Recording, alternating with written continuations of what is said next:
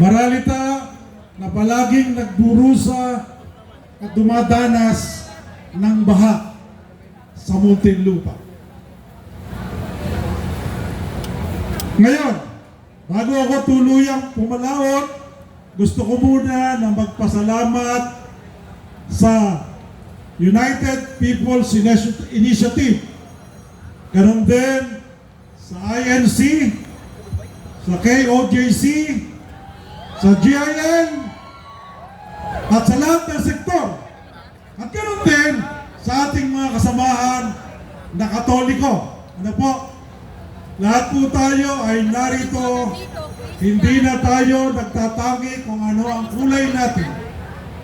Pero narito tayo sapagkat naniniwala tayo na kailangan na ng ating bayan, kailangan na ng ating bansa ng tunay na pagbabago.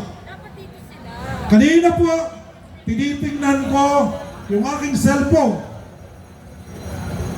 Ang Malacanang po ay napapaligiran na ng mga barikada. Alam nyo, napanood ko na yan. Noong 1986, ganyan-ganyan din. Barikada! Alam nyo kung bakit?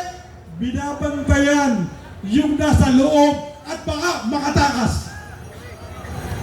So, mga minamahal ko, kababayan, at ganun din sa kasamahan nating mga pulis na narito, at marahil yung kasamahan nating mga pulis na ito ay hindi pa ipinanganganak noong panahong 1986.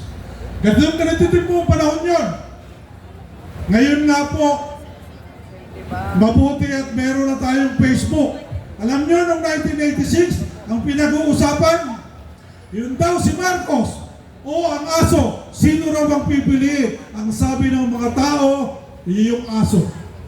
Ngayon, nakikita ko rito ngayon sa Facebook, ang pinagpipilian si Bongbong Marcos at Ibis, at nananalo pa rin ang Ibis. Alam nyo kung bakit ganoon? Sapagkat ang mga mamamayan ay sawan-sawa na, pinagnakawan ng kinabukasan ng kanilang mga anak. Ngayon yung mga vlogger na tanga. Tingnan ninyo, sa mga pampublikong hospital, ang mga mamamayan ay nakapila at hindi halos mabigyan ng pangkaraniwan at mabilisang lunas. Katulad ng mga kasama ko, taga-Maralitang lungsod, ni hindi man lamang magkaroon ng pagkakataon na matulungan ng ating pamahalaan upang magkaroon ng sariling tahanan. Subalit, ano po ang nakikita natin ngayon? Ang bilyon-bilyon na ninakaw sa ating mga mamamayan ay pagpapatunay lamang na ang administrasyong ito ay walang puso para sa ating mga mahihirap, para sa ating mga mamamayan. Alam niyo, akala nating lahat noong 2022, binigyan natin siya ng pagkakataon sapagkat ang akala natin ay iriritim niya ang pangalan ng kanilang pamilya. Subalit, hindi po itong nangyari. Ang katotohanan, parang nakikita ko na itong ginagawa ni Bongbong Marcos ay parang tayo ay pinaghihigantihan. Bakit? Sapagkat noong 1986, halos ganun din panahon, katulad din ito nung palayasin natin sila sa Malacanang. At naniniwala ako at nagpapasalamat ako na mapalad ako sapagkat dalawang Marcos ang inabot ko sa aking buhay na papalayasin ng mga Pilipino dito sa ating bayan. Bakit po? Alam po ba ninyo na tayong mga Pilipino Pilipino ay naghahanap ng tunay na pagbabago. Ang akin lang pong masasabi sa inyo, aking mga kababayan, tanaw na natin ang tagumpay.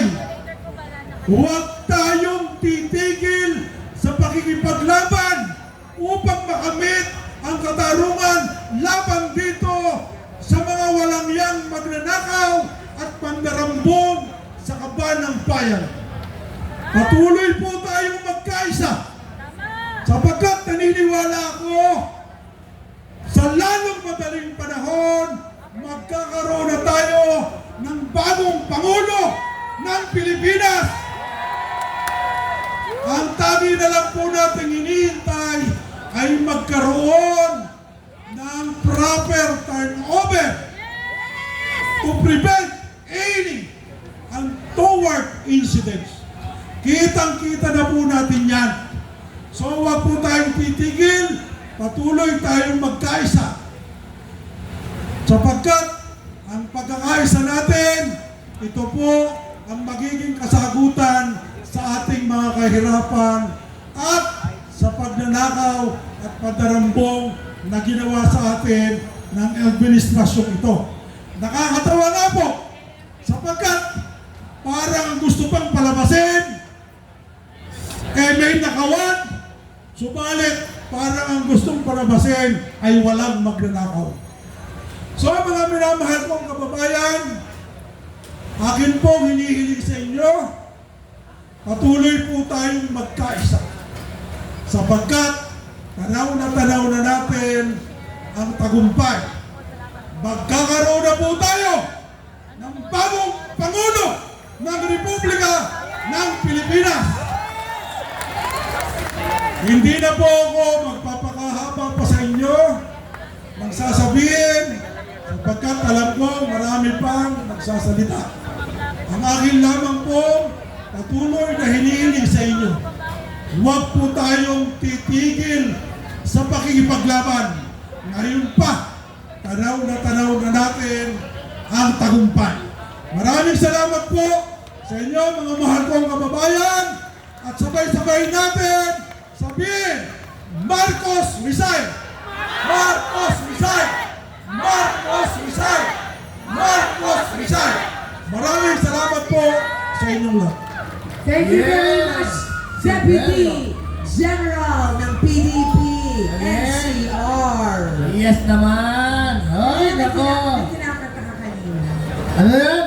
Kapag magnanakaw ang umihi, sa flood control sila palagi. Sige ng ihi, para diretso kayo sa munti. Ay, pero... Meron ka rin ganito, Ay, tawa ako ng tawa.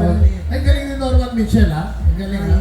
Magaling talaga si Norman. Pero seriously, hindi tayo talaga dapat masanay sa ganitong buhay lang, hindi ba? Oo, tama yan. Hindi tayo dapat masanay sa ganitong kwento. Dapat lumalaban tayo. Dahil ang bawat baha ay hindi lang dulot ng ulan, kundi kakulangan ng malasakit at pananagot.